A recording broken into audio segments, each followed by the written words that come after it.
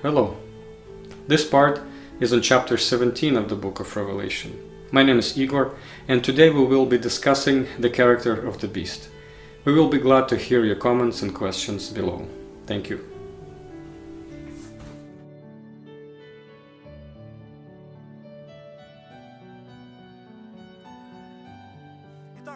So now, let us consider this character, the beast. We will familiarize ourselves with these events, since they are the key to what we should be focusing on. It is by understanding this character that we will be able to recognize the time that we are living in, for us not to be caught in a trap. So let's look at the image described in Revelation 17:3. And he carried me away in the spirit into a wilderness, and I saw a woman sitting on a scarlet beast, full of blasphemous names, having 7 heads and 10 horns. Did you understand anything from this? Well, we would say this is some kind of a fire-breathing dragon from the Russian fairy tale. It has 7 heads and 10 horns, and moreover, a woman was seated on top of it. You know, if we don't understand something, we lose comprehension or our interest. We can reread it 10 times and we still won't understand. And I think when you read it, you had a similar experience as well. Many commentators will usually start using such a method. They will take the word wife, for example, and go to Genesis and try to find where the word wife was used. And they start making their own ideas. But remember, who gave revelation to John? The angel. And in the verse 7, he gives the explanation. He acts as a guide to John. Yes, the verse 7. And the angel said to me, "Why do you wonder?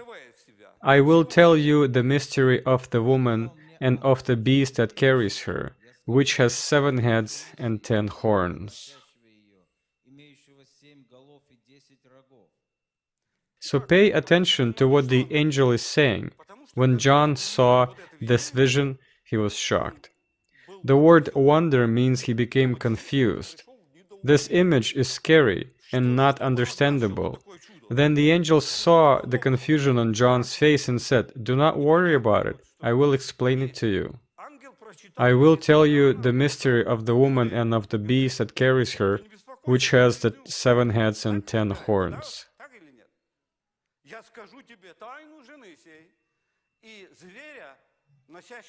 In other words, the angel wants to explain. And the correct question to 17:3 would be, where does the angel give the explanation? So let's try to understand this image, which is not clear yet.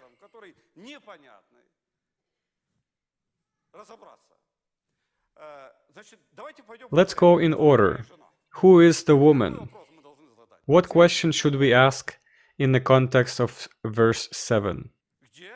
Where does the angel give the explanation or the answer, correct? If he is going to explain, then where is it? What should we do now?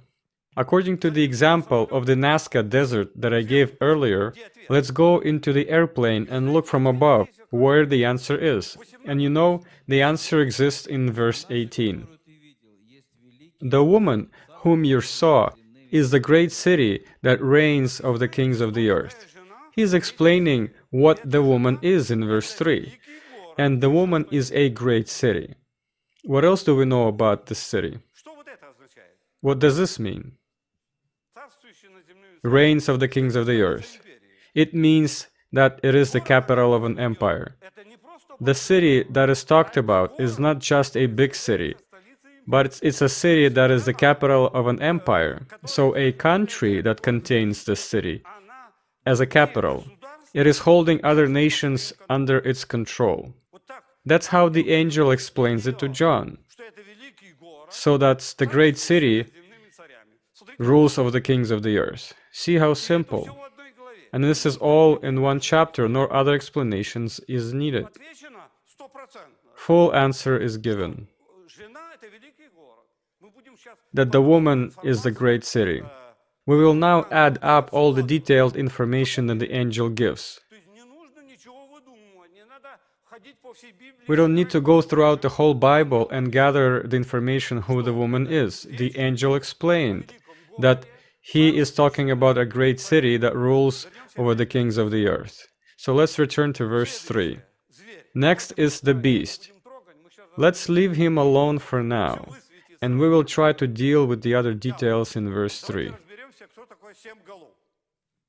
So let's figure out what are the 7 heads. What question do we ask? Where did the angel explain what 7 heads are? Again, let's look from above where the answer is. And it turns out that indeed in this chapter there is an answer in verse 9 and 10. Here is the mind which has wisdom. The 7 heads are 7 mountains on which the woman sits, and the 7 kings, which 5 have fallen, 1 is, and the other has not yet come. And when he does come, he must remain for a little while. The beast which was and is not, is himself also an 8th, and is one of the 7, and he goes to destruction. So let's take a look. Here is the explanation. What we see that the 7 heads mean 7 hills or mountains.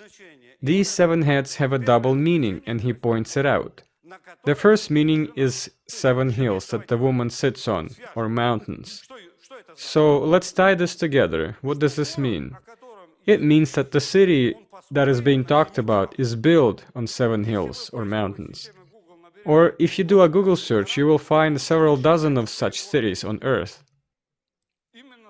And all of them are built on 7 hills. But we have a filter through which these cities must go through. This city must be a capital of an empire, and only 5 of those cities in the search match this description. So we can roughly identify 5 cities that were the capitals of empires and built on 7 hills or mountains. The first one of these is Babylon. This city does not exist today. It was the capital of an empire and was built on 7 hills. This city does not exist. The ruler of Iraq attempted to rebuild the city, but as a result, there is neither the city nor the ruler. The second one is Jerusalem. This city definitely was the capital of an empire. When? During the reign of only 2 kings, David and Solomon. It was their capital. The city exists today and it can be an applicant. Right now I'm only giving just the historical information. You can check it out yourselves. The third city is Rome. Rome was also the capital of an empire, until somewhere in the middle of 300s, maybe just a bit later.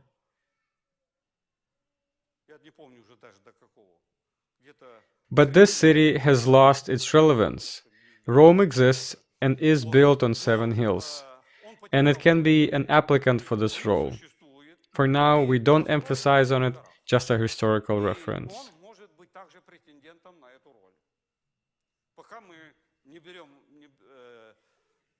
The fourth city was Constantinople. Today it is called Istanbul. It was also a capital of an empire, but it was destroyed, was conquered by the Turks, and was renamed to Istanbul.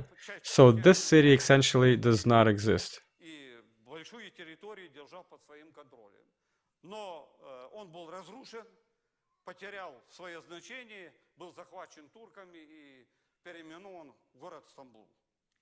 And the last, 5th city is Moscow. Moscow was built on 7 hills, or mountains, as the scripture says, and was the capital of an empire. So here are 5 cities that we can choose from. 2 of them no longer exist, so we have 3 left: Jerusalem, Rome, and Moscow. It is talking, I think, about one of the 3. For more information about this country, where the beast will come from, we can find in 2 chapters of Ezekiel, 38 and 39. It gives geographical location and the name of this country. Там говорится об этой стране, вот которая, откуда выйдет зверь, немножко с большей информацией. Chapters 38 and 39 of Ezekiel. I will refer only to some details. It is mentioned twice that this country is in the north. So let's read. Итак, там упоминается дважды You will come from your place out of the remote part of the north, you and many peoples with you, all of them riding on horses, a great assembly and a mighty army. And another passage. Verse 2. And I will turn you around, drive you on, take you up from the remotest parts of the north, and bring you against the mountains of Israel. So the country that is being talked about is located north of Jerusalem. It is talking about Jerusalem because he will send them against the mountains of Jerusalem.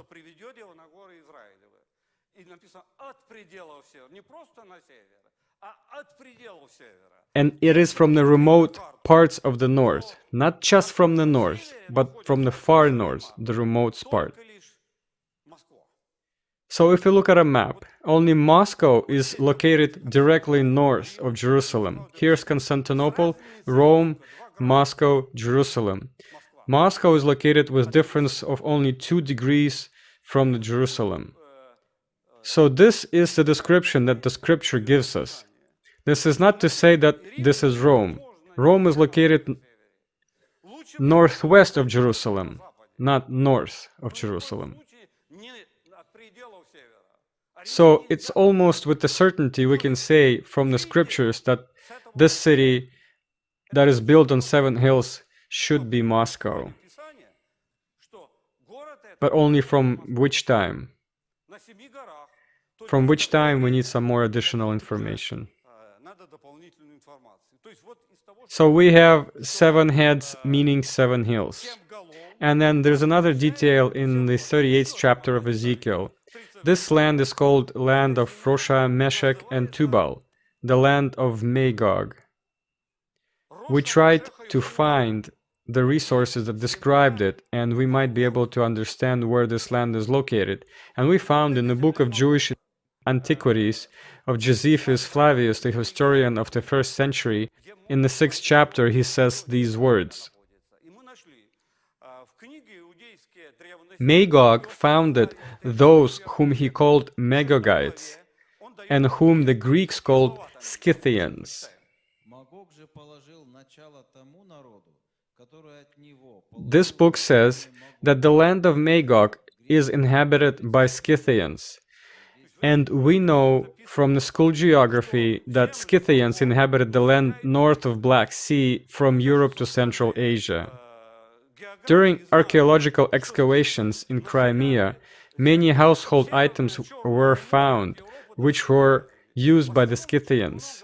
This is another confirmation that we are talking about a city in a country located in remote parts of north.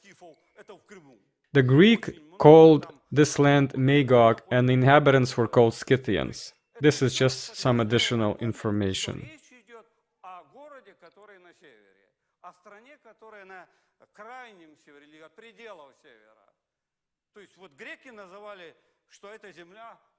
So let's return again to the book of Revelation chapter 17, verses 9 and 10.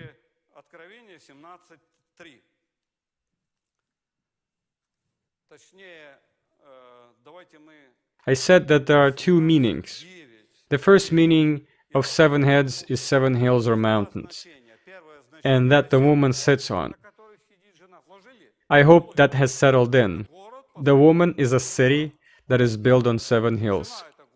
And another explanation or meaning of those 7 heads in verse 10. And they are 7 kings. 5 have fallen, 1 is, the other has not yet come. And when he comes, he must remain a little while.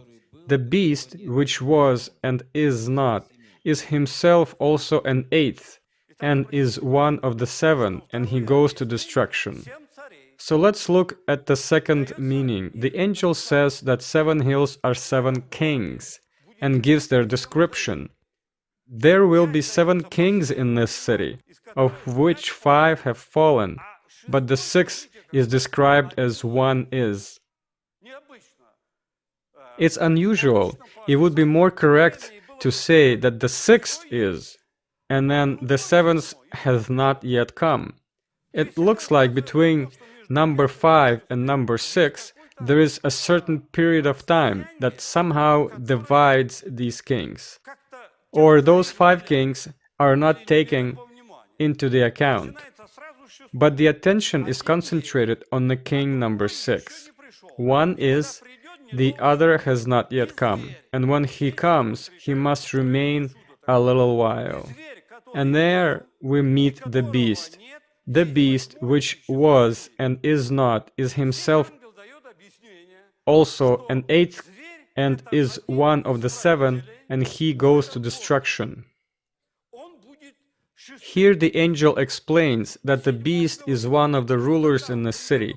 He will be the 6th. But about the 7th, angel says when he comes he will not stay for long, and after that he will pass over his power to the 8th. This once again shows that in this country on 7 hills there will be something resembling democratic form of government through a system of free elections. This is a relatively new system.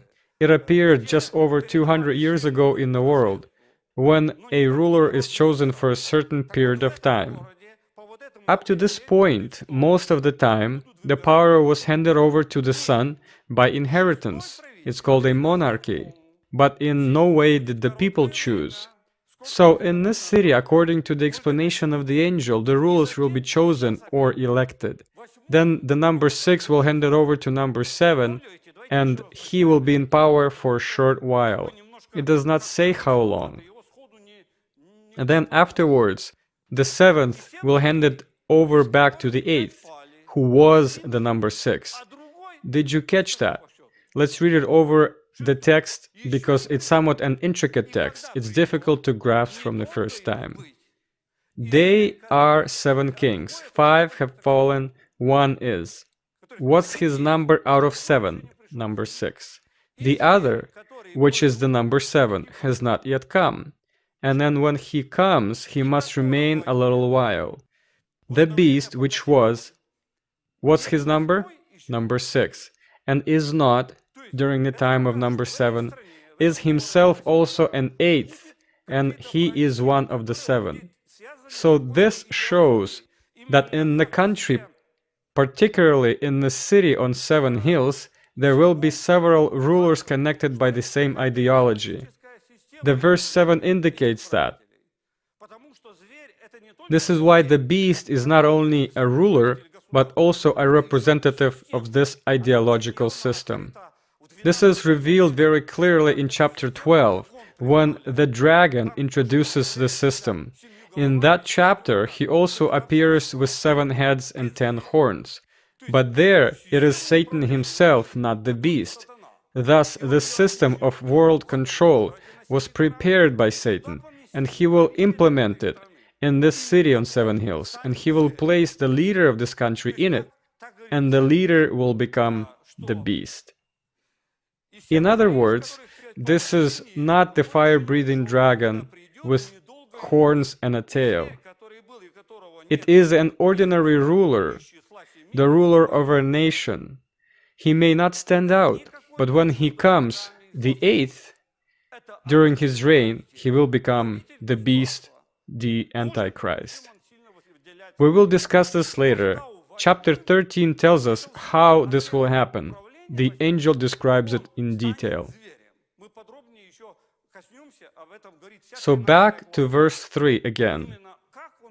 So we found out who the woman is, right? The woman is a city. What are 7 heads? The 7 heads are 7 hills on which the city is built, and also 7 kings.